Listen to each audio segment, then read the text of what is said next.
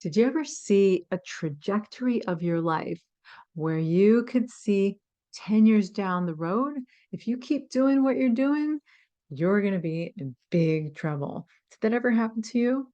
Well, there was a time when I was driving in the car with my mom. I must have been about 18 years old, and we got to a stop sign. And for some reason, I had this flash in my head, like a divine message. And I said to her, if I don't learn how to be a type B personality, is the way I said it, then I'm going to have a heart attack by the time I'm 40.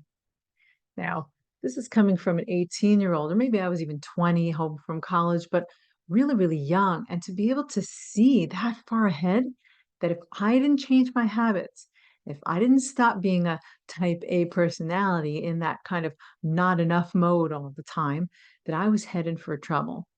And indeed, by the time I was in middle age, I did have some trouble. I came down with a chronic condition related to multiple sclerosis that affected my eye, and I was going blind, as well as my spinal cord.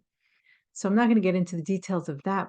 Point is that sometimes you have an intuition about your behaviors and you know what not to do. So the question is, what are you going to do in order to get yourself back into alignment, back into balance, so that you don't have to have that train wreck 1, 5, or 10 years down the line?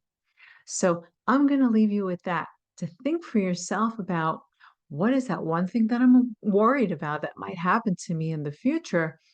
What can I do to prevent that from happening? And what are the steps that I can take in order to make this happen? So feel free to comment below if you have anything to add to this conversation. What are your thoughts on the topic? And with that, I want to wish you much love, many blessings, and remember to connect to your ease and flow soul.